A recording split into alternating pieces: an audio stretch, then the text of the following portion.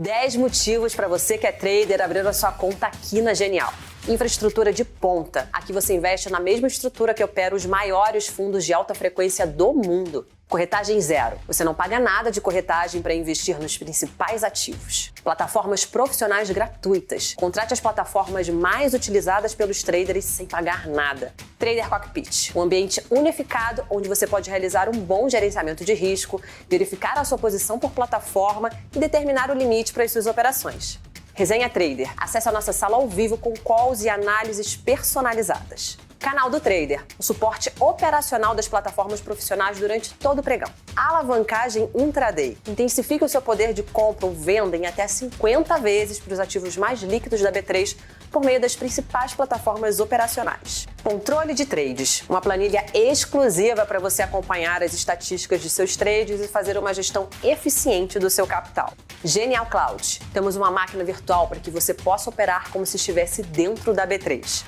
E a Mesa Trader, a nossa assessoria de investimentos com acesso exclusivo à mesa de operações de renda variável, sem filas, durante todo o pregão, de acordo com o seu perfil de cliente. Abra sua conta agora mesmo e faça parte da verdadeira casa do trader.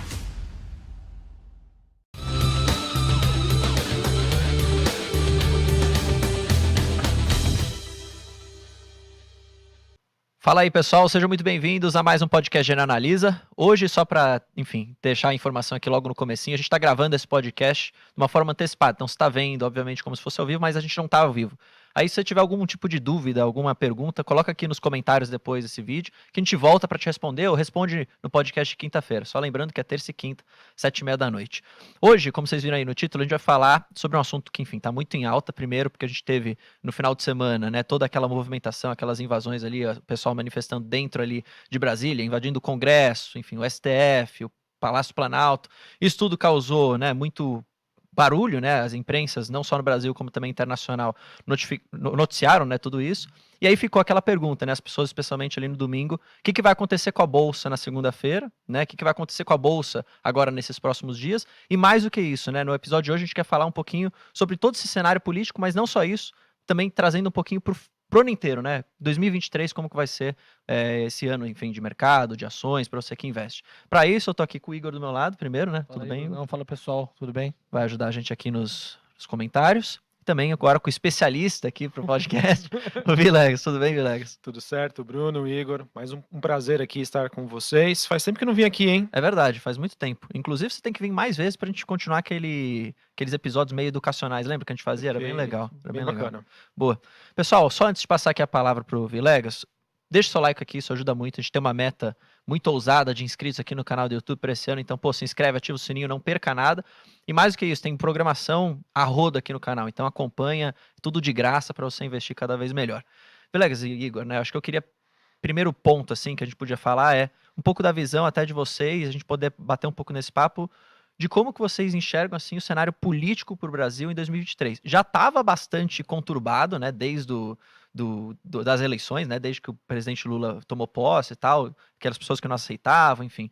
E aí agora, com essa movimentação mais radical, né? Se a gente puder colocar dessa maneira, ficou talvez ainda pior. E aí, o que vocês estão vendo disso e como que isso pode afetar os investimentos, como que isso pode afastar investidores estrangeiros aqui da Bolsa? O que vocês acham disso tudo?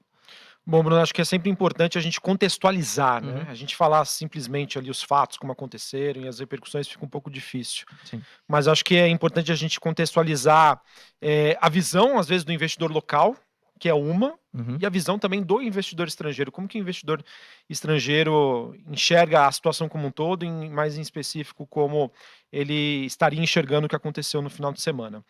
Mas, para a gente começar, falando sobre o investidor local. O investidor local, acho que já tomou aquele banho de água fria, né, logo depois ali das eleições, quando a gente teve o mercado reagindo aí fortemente ao governo, né, eleito na época, que já sinalizou maiores gastos públicos, né, chegou até a peitar o mercado. Né, depois a gente pode conversar um pouquinho sobre o que é o mercado.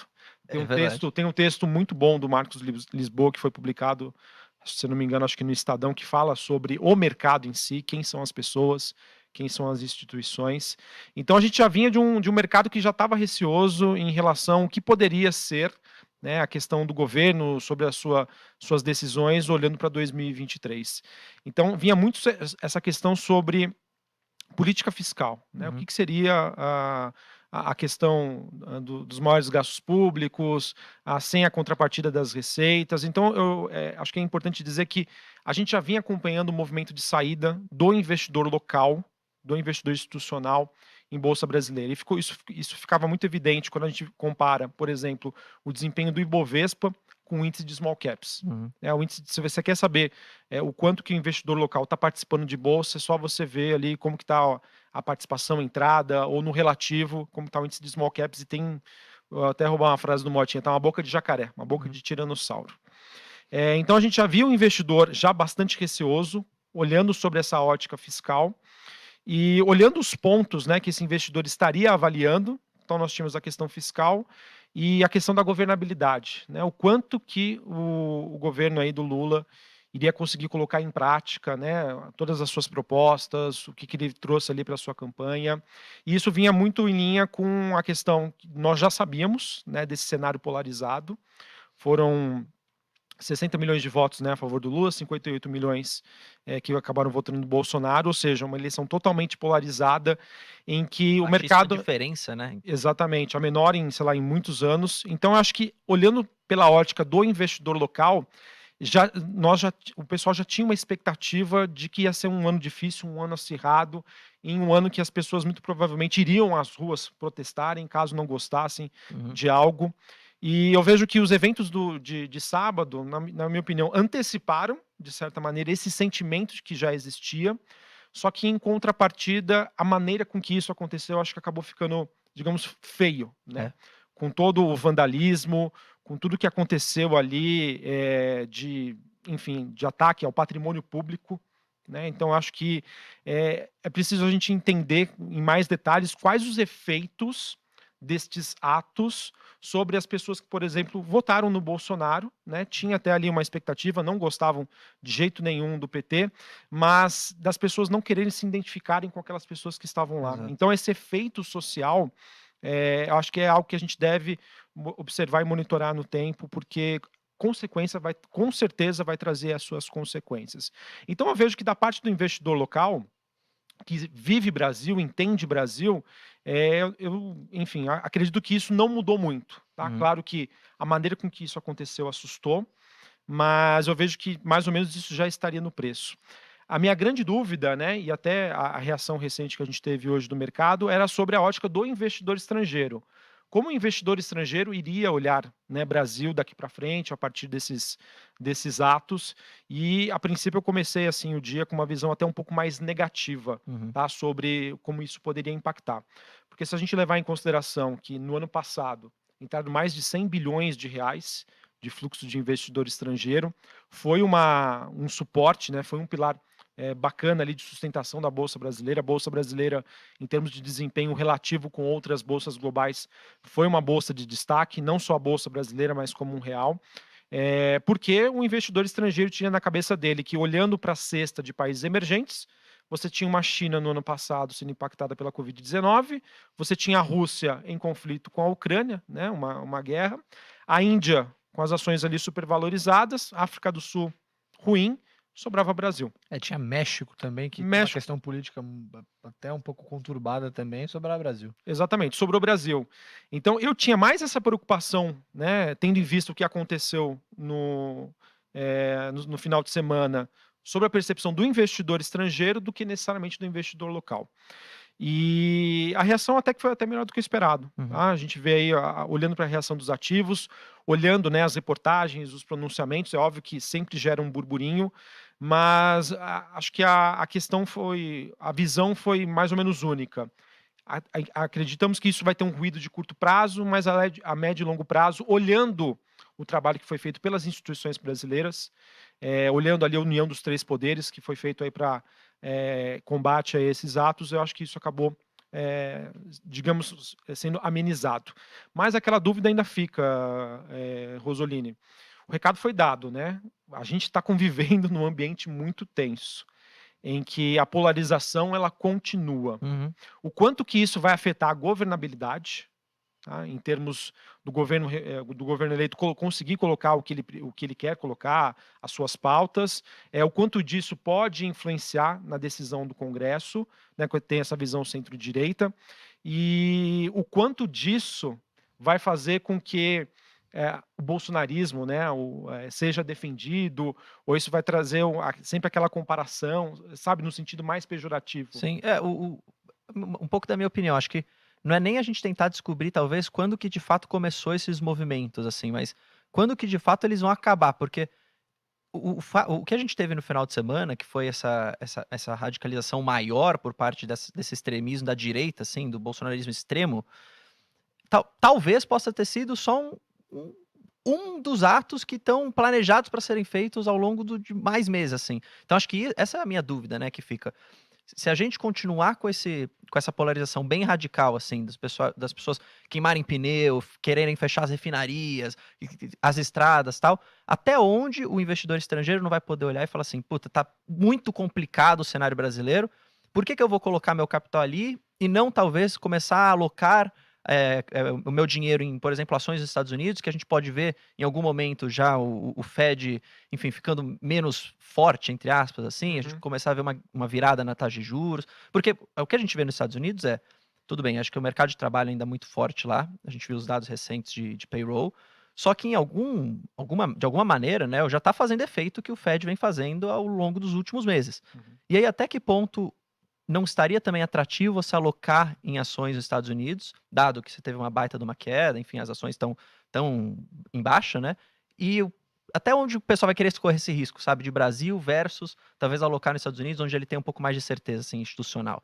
Não sei se faz sentido um pouco essa Eu acho que vocês não precisam nem ir muito longe. Se você olhar a cesta de emergentes, está aí a China. É verdade. Dentro de um processo de reabertura. Então, enfim, acho que a resposta que a gente teve recentemente foi até melhor do que eu esperava por parte do investidor estrangeiro, que ainda está acreditando nas instituições brasileiras. Mas é aquilo, pessoal, um ambiente, né, de estresse, né, você acaba prejudicando a questão da governabilidade. Se as manifestações continuarem, né, se não forem manifestações, digo, saudáveis, né, democráticas, isso pode trazer impactos para a economia. Então, isso vai gerando ruídos. Tá? Quanto mais esses ruídos se acumularem, na minha opinião, é pior para o Brasil. Tá? Porque é aquilo. Ano passado você tinha uma China impactada por Covid. A expectativa para 2023 é que a gente não tenha essa mesma China. Então, olhando para a cesta de emergentes, eu vejo espaço para essa fuga. Então, é aquilo.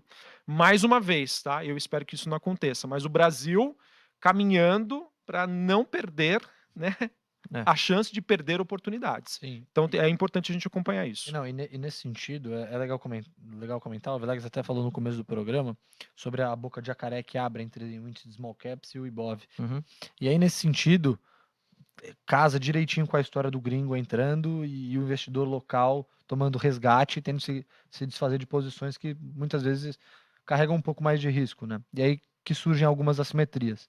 Eu até gosto de mencionar, eu sempre cito, tem um case que a gente acompanha que é Randon, que hoje negocia a menos de 4 vezes lucro, assim, olhando para 23, que é uma coisa que é impensável. Tudo bem, as pessoas falam, é um segmento cíclico, indústria nunca foi essas coisas no Brasil, você tem a questão de pressão de commodities voltando, demanda enfraquecendo, mas mesmo assim a gente tem esse cenário ruim, né, que é o nosso cenário base, já é um cenário pior, e mesmo assim ela ainda negocia abaixo de 4 vezes, então são coisas interessantes, são algumas assimetrias que acabam surgindo dentro do índice. E aí, voltando a falar, né, assim, Estados Unidos, eu acho que a gente está falando, embora existe uma perspectiva de mudança em algum ponto, né, principalmente do cenário de taxa de juros lá fora, a gente ainda está falando de uma recessão que deve bater nos Estados Unidos e Europa em 23, bater na porta, né? Então, é difícil acertar onde vai ser o fundo do S&P.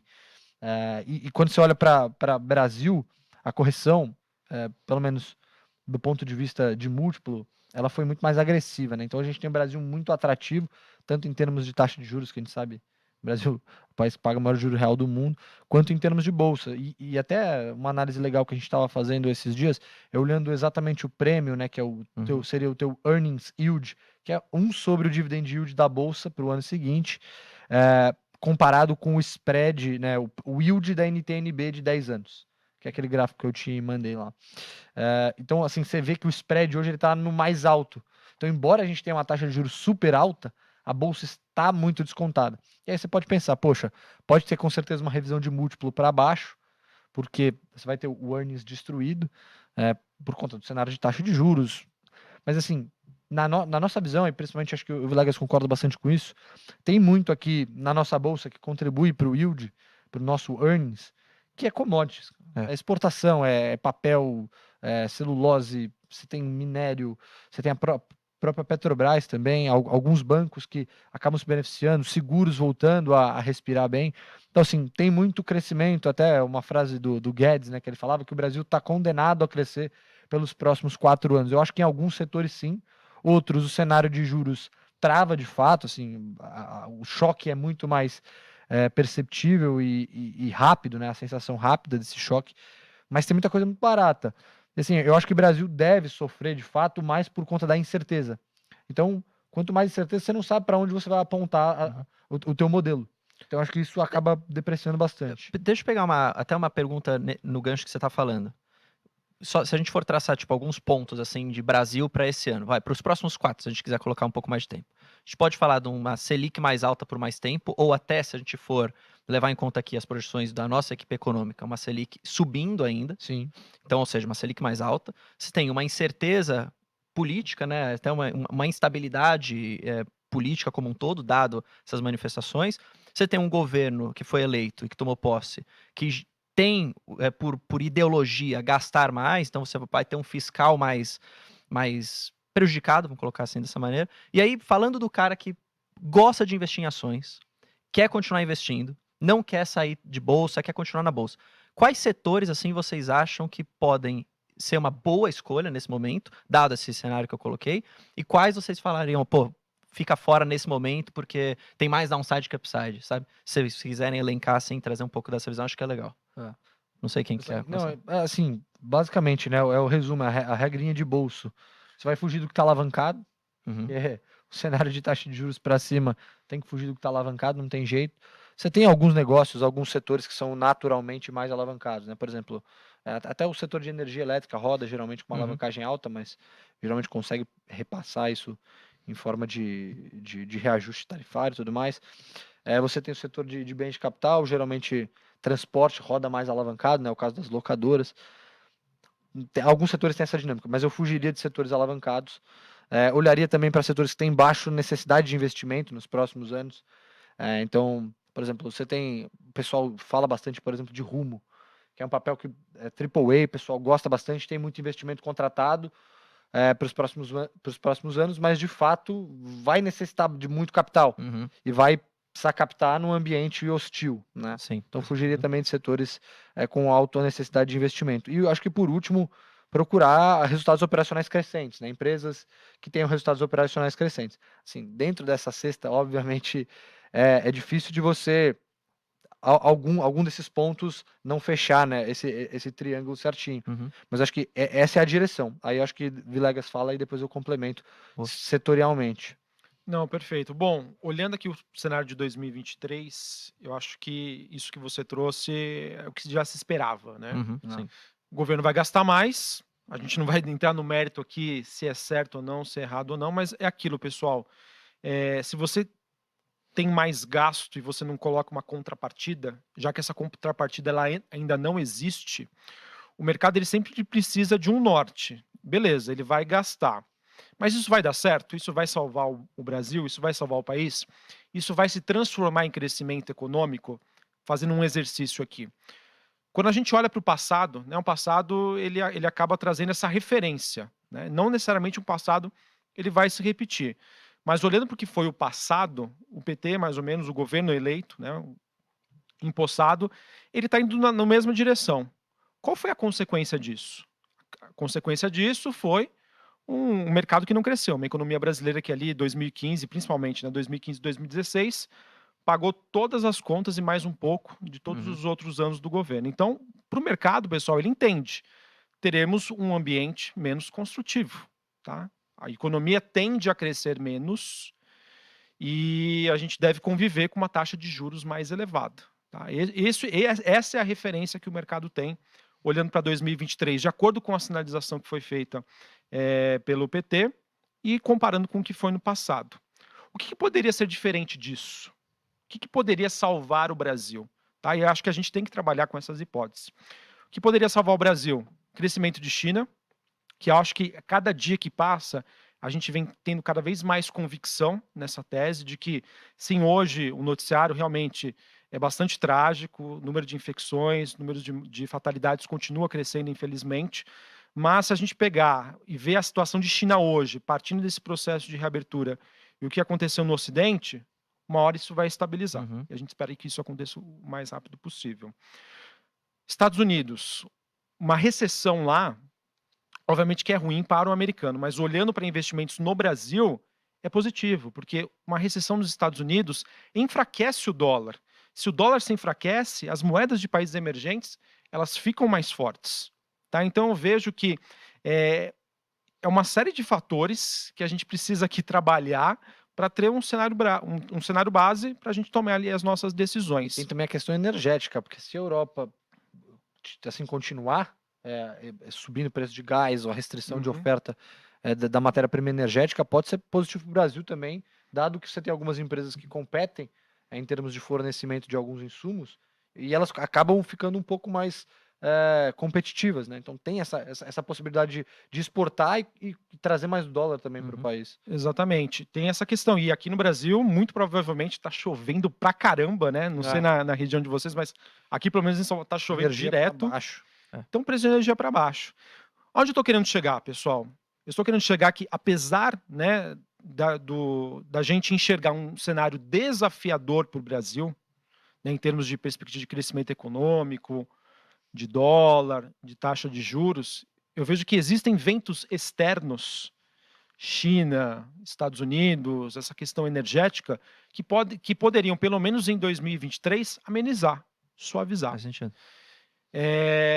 Pensando aqui como um investidor inteligente, né, um investidor racional, que ele sempre vai alocar recursos onde ele enxerga o maior potencial de ganho com o menor nível de risco. O que eu acho mais interessante? Eu acho que a gente gosta bastante de empresas exportadoras, então está exposto a essa possibilidade que a gente vê aí com bons olhos da reabertura da China, é uma tese interessante.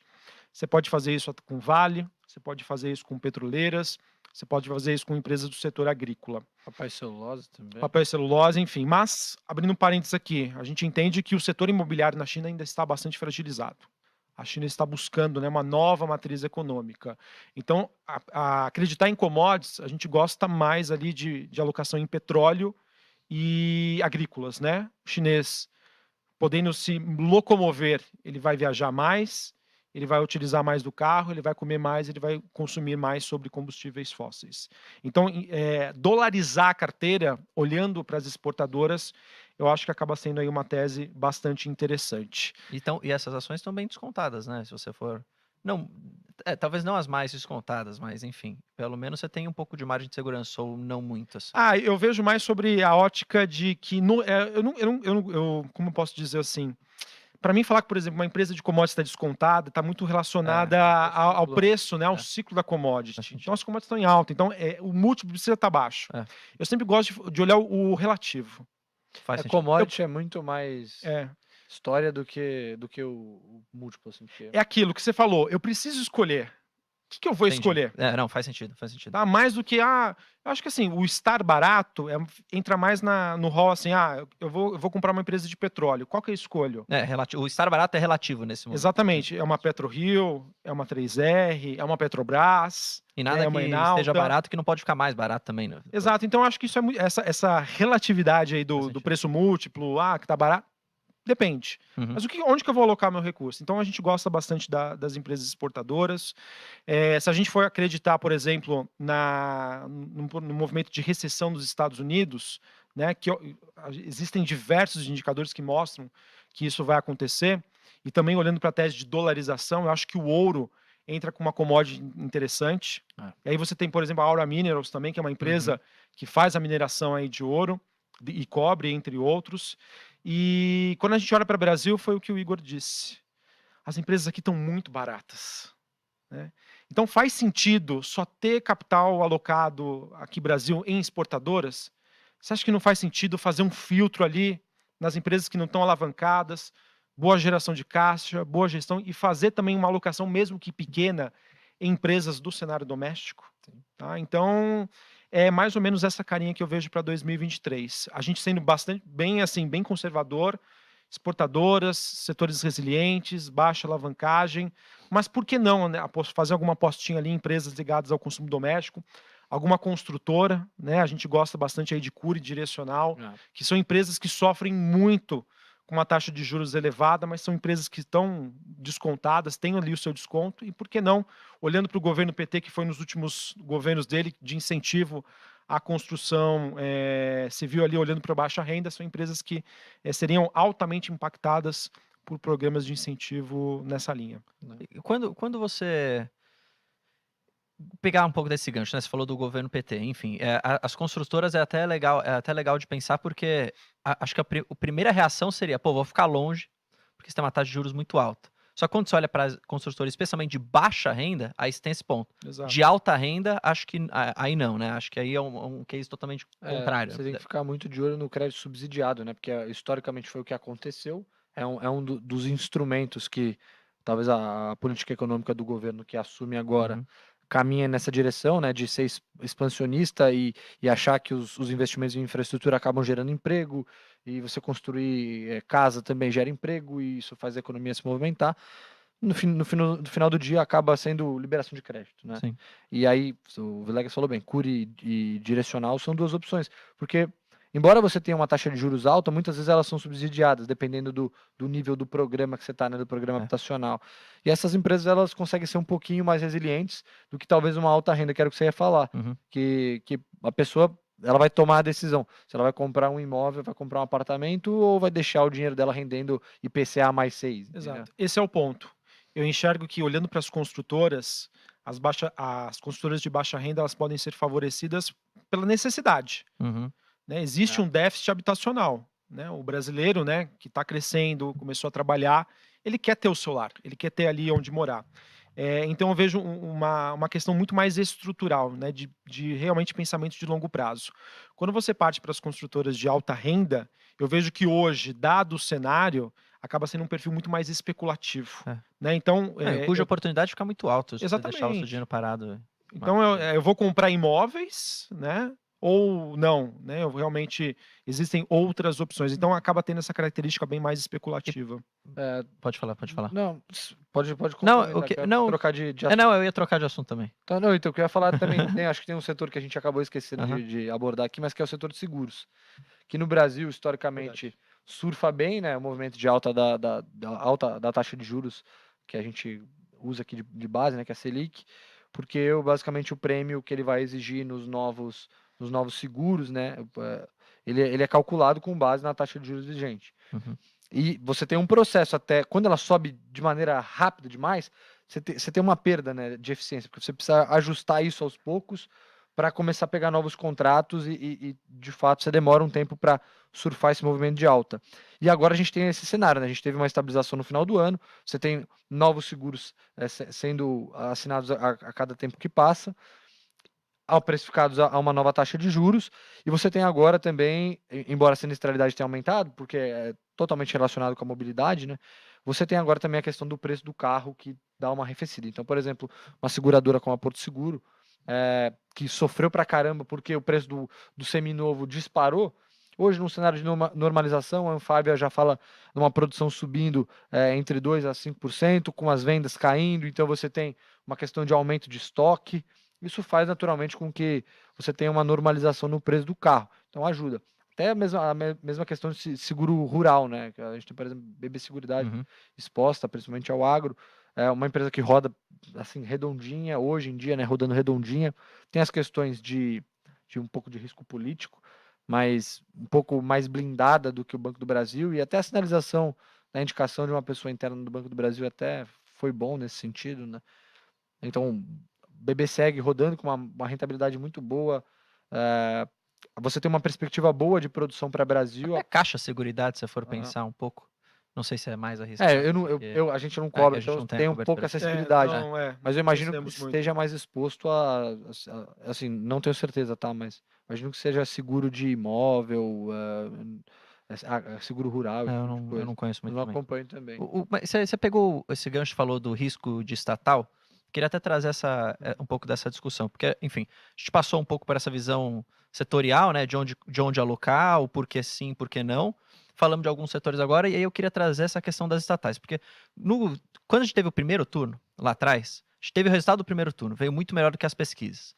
As estatais deram uma bombada. Então você pega a Petrobras e pega Banco do Brasil, vai pegar essas duas, pra gente falar. Então o Banco do Brasil chegou a bater, se eu não me engano, R$44, se eu não me engano, 42, por aí. 44, né? Petro também deu uma bela subida, aí depois a gente viu isso tudo, né, devolvendo tudo, dado depois do segundo turno, dado a eleição do presidente Lula. E aí, são duas perguntas.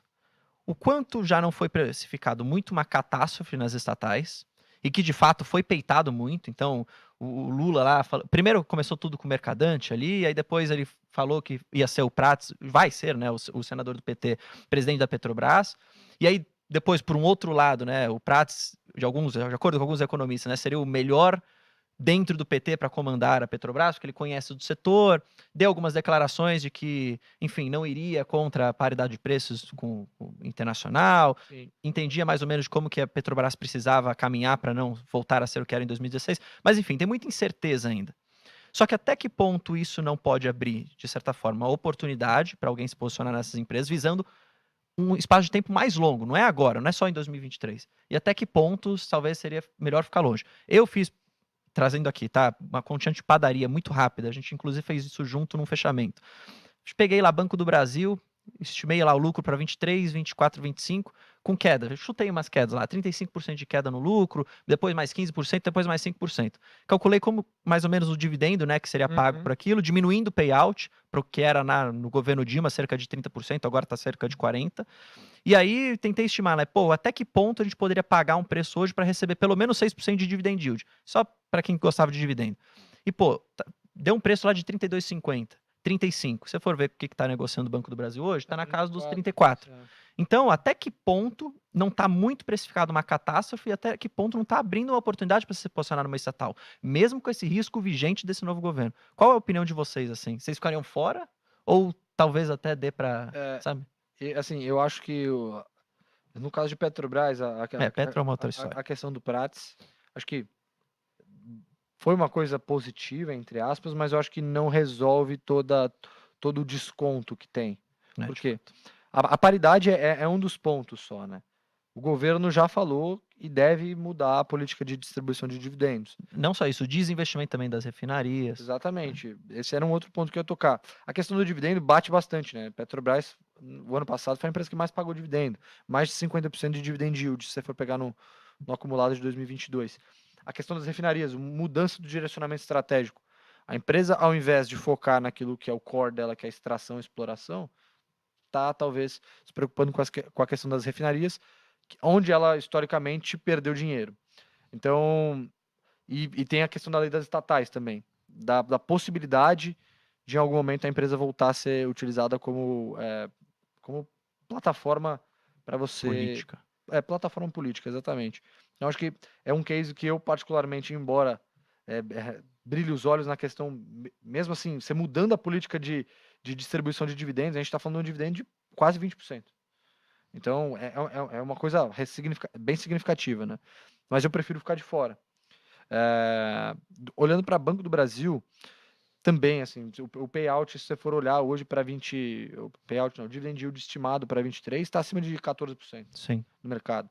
Então é uma coisa significativa. Mesmo acontecendo mudança na política de distribuição, mas eu também prefiro ficar fora. Eu acho que assim, tem alguns outros players no setor, são mais caros, naturalmente, mas que historicamente te dão mais segurança. Na médica, te dão mais segurança.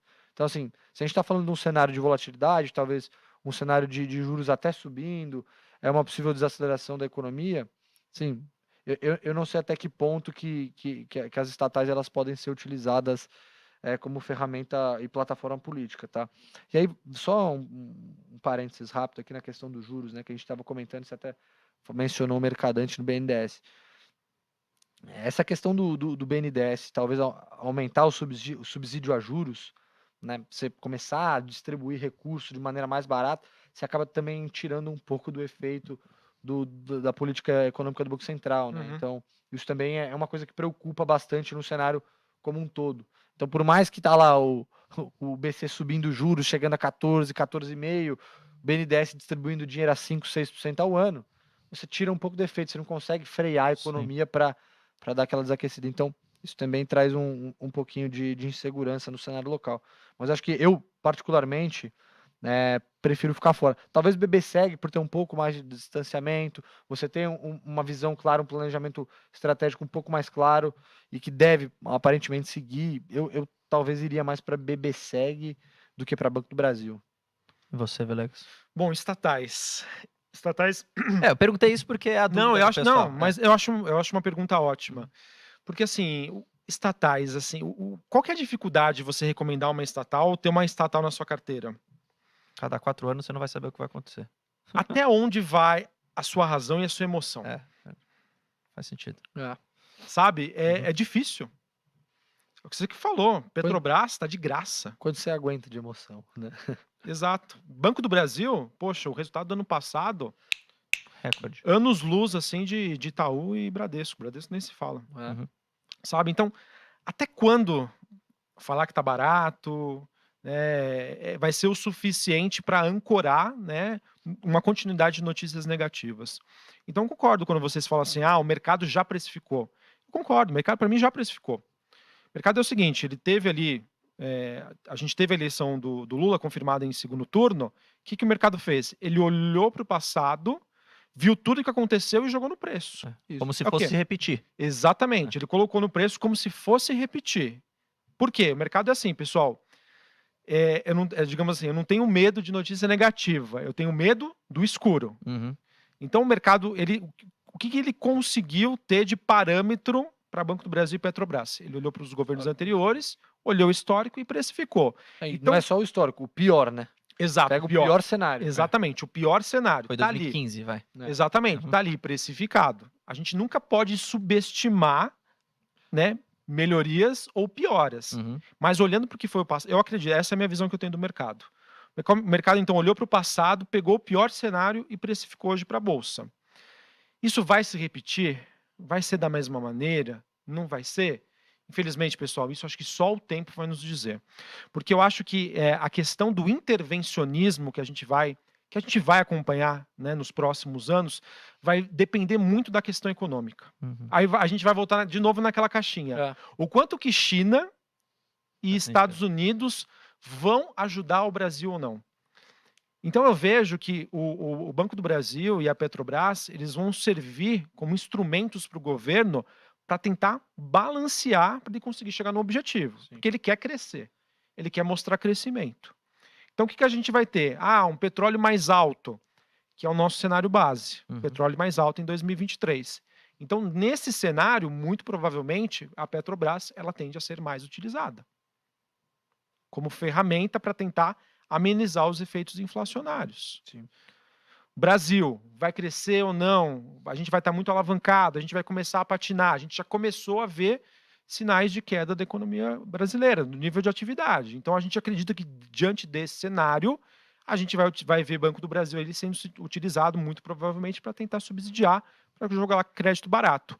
O quanto que o governo vai precisar utilizar, aí acho que essa fica a incógnita. Então, eu acho que esse é o sentimento do mercado em relação às estatais. Não, eu concordo. É que fica ainda, no meu pensamento, porque parece que o mercado como um todo falou assim, olha, exatamente o que aconteceu e como foi usado as estatais no passado vão ser usados agora nesse futuro, nesses próximos 4 anos.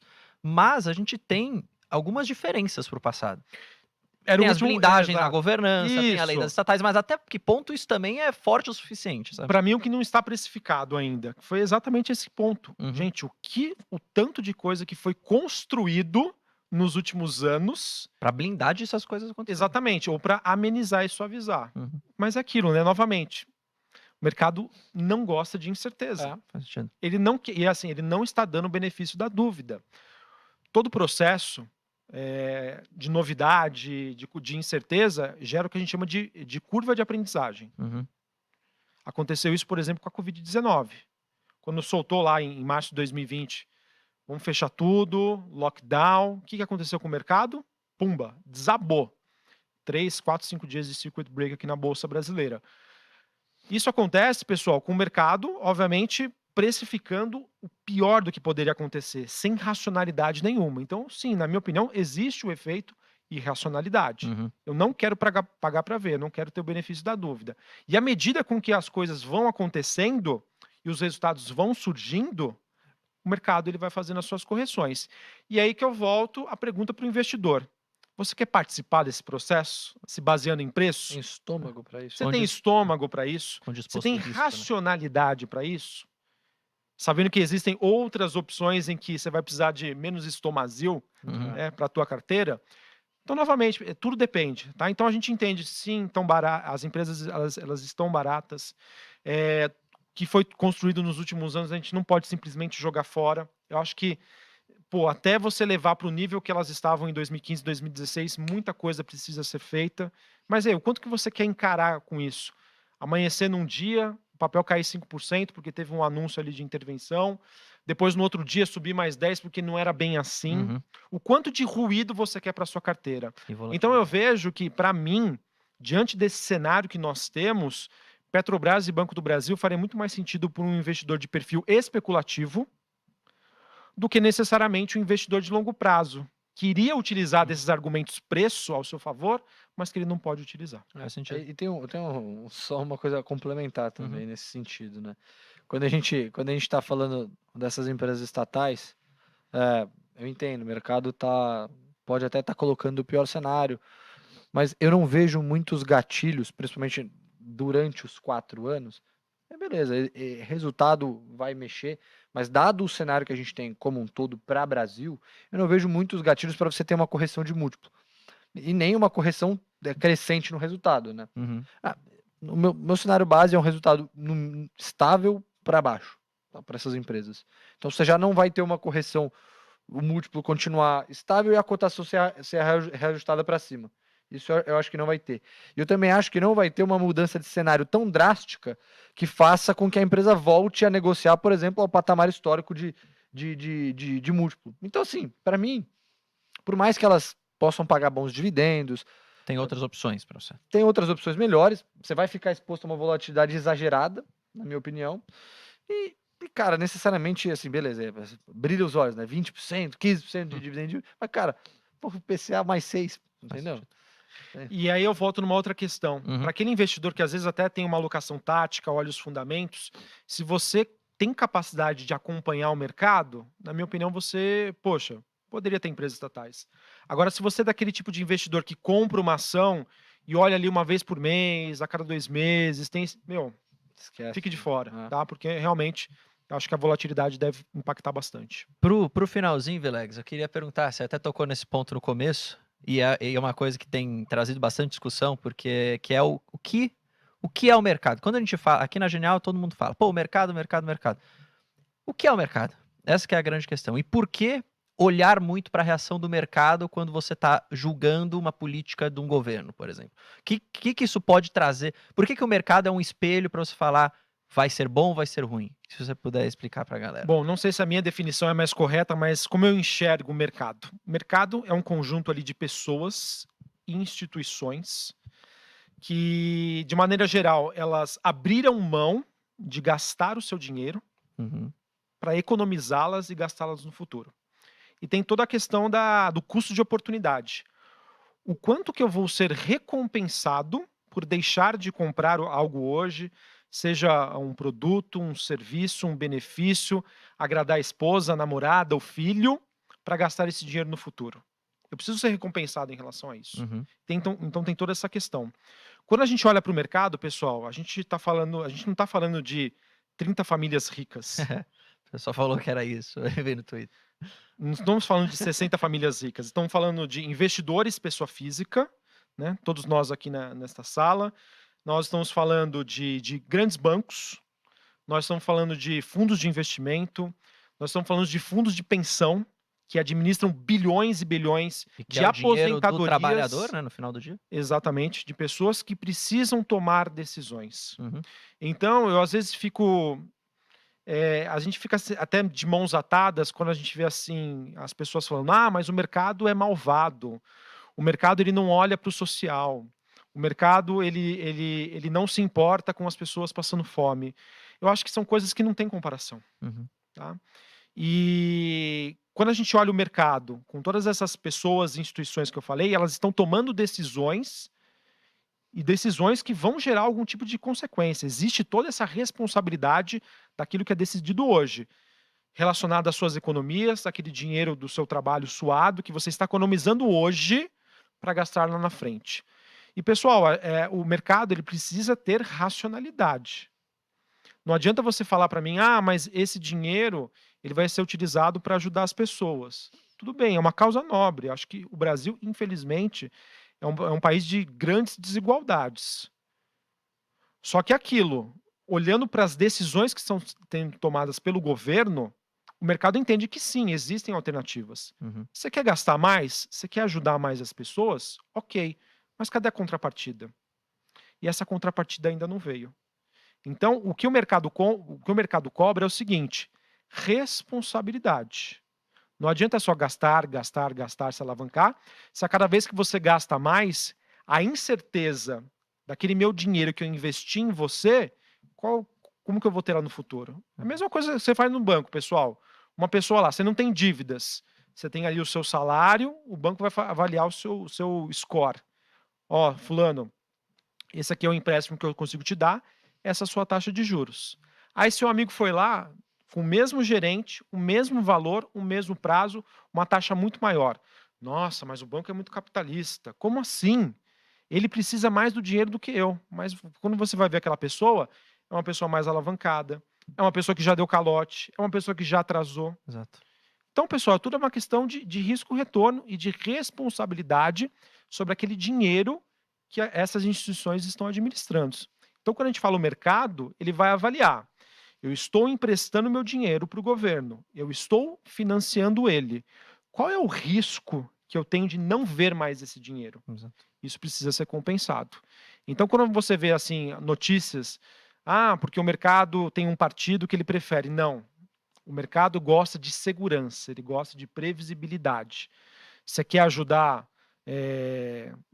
o meio ambiente, os artistas, os médicos, você pode fazer o que você quiser. A conta tem que fechar. Né? Desde que a conta feche. Tá? Então, quando a gente fala mercado, a gente está falando de pessoas que todos os dias eles vão fazer contas. Qual é a chance, né, daquele dinheiro que eu investi ser totalmente perdido? E a partir disso, que ele fala, então, dado essas condições, esse é o nível de juros que eu quero exigir. Ou seja, o quanto de retorno que eu quero exigir do meu capital investido. Exatamente. Mais claro impossível. É isso aí. Eu ia até complementar, mas não tem nem como. Então... É porque no final do dia, imagina assim, ó, eu tô emprestando dinheiro para você e pro Vilegas. São 2 amigos. O Vilegas, toda vez que eu empresto para ele me paga no dia certinho. Para você eu empresto, você me paga às vezes. Pô, tá meio... Atrasa um pouquinho. Tá meio mal das pernas. Dá uma desculpinha. Dá uma desculpinha. Aí, pô, eu vi que você perdeu o emprego. Quer gastar na balada, Quer gastar na balada. Aí o Vilegas tá com o emprego dele tranquilamente lá. Tem uma previsibilidade de gerar... O Vilegas é casado, não exato. vai comprar combo de gin. E aí você perdeu o emprego. E veio me pedir R$1.000 e o Vilegas R$1.000. Então eu tenho que computar esse risco. Exato. Muitas vezes o risco de financiamento, ele acaba não valendo a pena emprestar o dinheiro para você. E até você gostaria disso, quer ajudar o seu amigo. Exatamente. Você sabe que é uma causa justa. Mas e aí? Mas e aí? Mas não dá. E o risco disso? Exatamente. Exato. Ou eu vou ter que te cobrar muito caro. E o mercado é isso, entendeu? A diferença entre uma empresa a empresa do seu pai ou do meu pai que não está na bolsa, e uma empresa listada, é só que as negociações, obviamente tirando o tamanho, né? Exato. Mas é que as ações são negociadas em bolsa e você vê o efeito nas cotações porque as pessoas fazem conta, né? Mas é aquilo. Cabe também ao Bruno falar, não, Igor, eu sei que eu perdi o emprego, mas ó aqui, eu não vou mais ir pra balada. Exatamente. Eu vou cortar aqui esse meu carro, sabe? Esse meu carro que eu usava pra paquerar, tá aqui, eu vou vender. Não, mas calma aí, eu tô entrando com uma renda extra aqui em algum outro lugar. Eu tô arrecadando mais agora de uma outra forma. Então você dá essas contrapartidas e muito possivelmente iria me emprestar cobrando menos. Exatamente. E aí, pô... Espero, né? As coisas... Não, e assim, é importante porque no final do dia, crédito é o que move, né? Assim, sim. Captação. Se você tem, por exemplo, no cenário que a gente tinha há alguns anos atrás, né? 2% de Selic. Pô, que a gente teve de empresa abrindo capital, isso acaba gerando emprego, são empresas que investem em funcionário, você investe em capacitação, você contrata mais gente, você faz a economia girar, né? E quando você tem um cenário de imprevisibilidade, um cenário de talvez maior risco fiscal, que é o que a gente tanto bate aqui na tecla, que é o risco do calote, do Bruno não me devolver o dinheiro que eu emprestei para ele, você acaba cobrando mais caro para financiar, ou o recurso fica mais escasso. E aí, no final do dia, o cenário piora, né? E é justamente isso que o mercado teme tanto, né? E a gente fecha o ciclo, né? Os eventos que aconteceram no final de semana, eles causam essa instabilidade. Vai mudar? Não vai mudar? Nós teremos mais atos do tipo... Tudo isso, pessoal, gera esse sentimento mais negativo. Por isso que é muito importante, tá? O governo, os 3 poderes se posicionarem para passar esse sentimento de, olha, isso foi um caso isolado, enfim, as coisas daqui para frente elas tendem a ser diferentes. E é aquilo, tá? Se o investidor estrangeiro tiver esse sentimento de insegurança jurídica, de que as regras podem mudar, que vai ter algum golpe, algo do tipo, pessoal, isso é muito ruim. Ou seja, ele vai cobrar mais caro por investir aqui no Brasil. É isso aí. Villegas, obrigado pela aula aqui, foi super legal. Espero que o pessoal tenha curtido, né? E óbvio, volte aqui mais vezes, porque a gente, enfim, sempre gosta que você participe. Igor, a mesma coisa, é legal. Não, sempre obrigado. Esses papos aqui. Pelo espaço. Pessoal, você que acompanhou, muito obrigado. Lembrando, terça e quinta, 7h30 da noite. Se tiver alguma sugestão também de um próximo episódio, é só você colocar aqui, beleza? Tamo junto, forte abraço, valeu. Confiança é tudo na hora de investir. E ao saber que a Genial oferece um time dedicado, com atendimento 24 horas por dia, nos 7 dias da semana, para tirar qualquer dúvida, a sua confiança em investir com a gente só aumenta, não é mesmo? Então abra sua conta gratuitamente através do link na descrição desse vídeo.